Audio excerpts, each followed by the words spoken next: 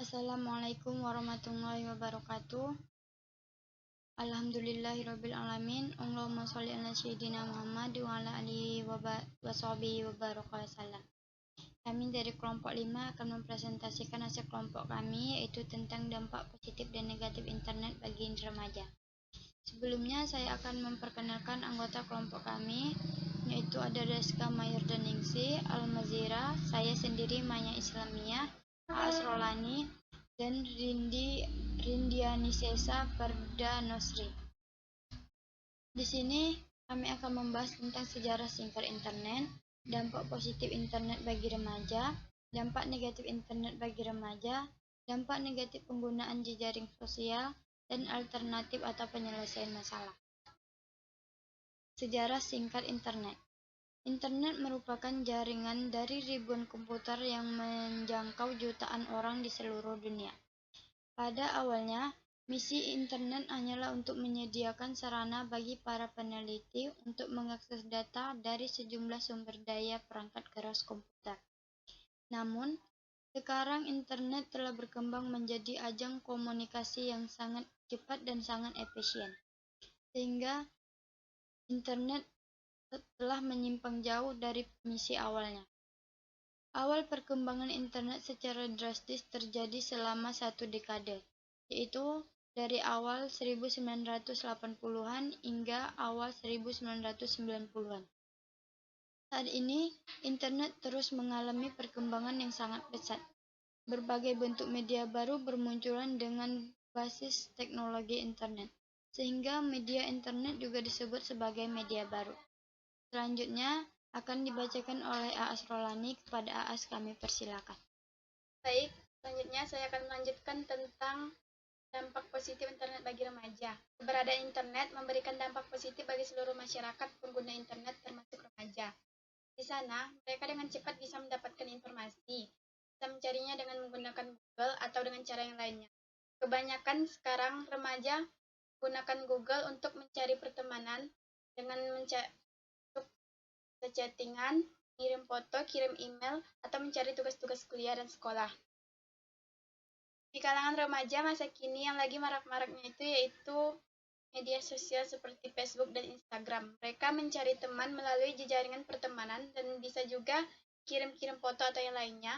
Bahkan saat ini, siapapun bisa memiliki situs pribadi dengan menggunakan weblog yang tentang informasi pribadi seseorang, apakah itu tokoh, artis, selebritis, dan sebagainya. Semakin meningkatnya banyak komunitas yang menggunakan forum online yang mewadahi pengguna untuk bertukar informasi atau bahkan berdiskusi. Pengguna yang bergabung diminta untuk daftar terlebih dahulu sebelum menggunakan fasilitas yang disediakan oleh pengguna website. Salah satunya adalah Kaskus. Forum ini selain tempat berdiskusi juga sebagai berbagai topik juga memiliki fasilitas sebagai tempat jual beli barang. Berikut adalah beberapa dampak positif pengguna internet bagi remaja. Yang pertama, mendapatkan informasi lebih maju, lebih akurat dan cepat. Berbeda dengan sebelumnya, ketika kita belum ada menggunakan internet, maka kita akan membutuhkan waktu yang sangat lama untuk memperoleh atau mendapatkan informasi yang kita butuhkan. Kemudian, memungkinkan kita berkomunikasi jarak jauh tanpa harus mendatangkan orang yang akan kita ajak untuk berkomunikasi. Kemudian, bagi siswa dan mahasiswa bisa menjalankan atau mengerjakan tugas di sekolah dengan mudah dan pasti tanpa harus membawa pulang atau dimanapun.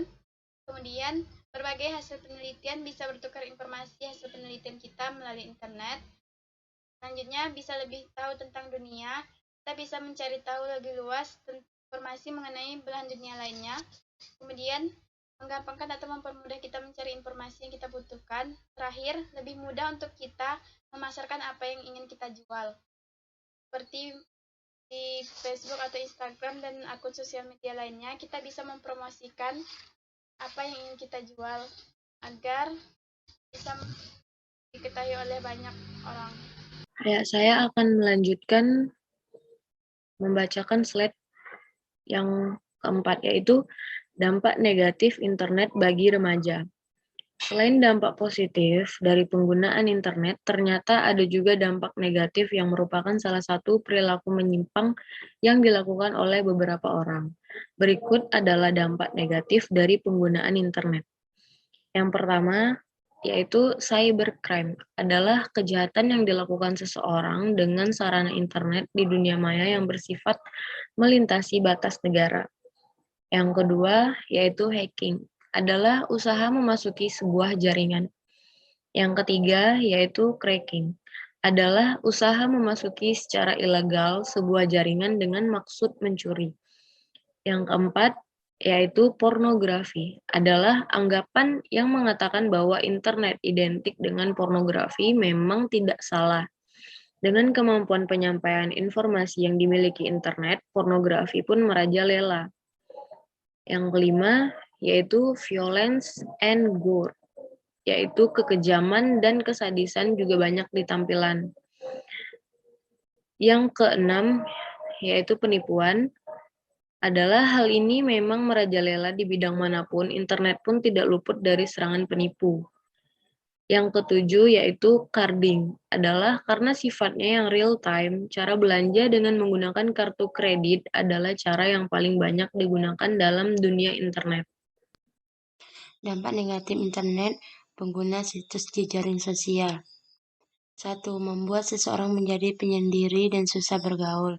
Situs jejaring sosial di internet membuat penggunanya memiliki dunia sendiri, sehingga tidak sedikit dari mereka tidak peduli dengan orang lain dan lingkungan sekitarnya. 2. Kurangnya sosialisasi dengan lingkungan. Hal ini mengkhawatirkan bagi perkembangan kehidupan sosial peserta didik siswa. 3. Menghamburkan uang. Tidak jarang siswa menggunakan uang SPP mereka untuk pergi ke warnet sekedar untuk membuka situs jejaring sosial saja. Ini dapat dikategorikan sebagai pemborosan karena menggunakan uang secara tidak produktif. 4. Berkurangnya waktu belajar siswa karena dengan mengakses internet dan membuka situs jejaring sosial, siswa akan lupa waktu sehingga yang dikerjakannya hanya itu-itu saja. Alternatif solusi atau penyelesaian masalah. Dalam perkembangannya di zaman sekarang ini, mengakses internet dan membuka situs jejaring sosial kini dapat dilakukan melalui telepon seluler. Hal ini cukup membuat dampak dari jejaring sosial sangat dirasakan di kalangan siswa. Masalahnya adalah banyak siswa yang mengakses situs jejaring sosial tersebut dari telepon seluler yang mereka pada saat proses pembelajaran berlangsung. Akibatnya, para siswa tidak serius mengikuti pelajaran yang berlangsung, sehingga konsentrasi mereka hanya pada jejaring sosial yang mereka akses melalui telepon genggamnya.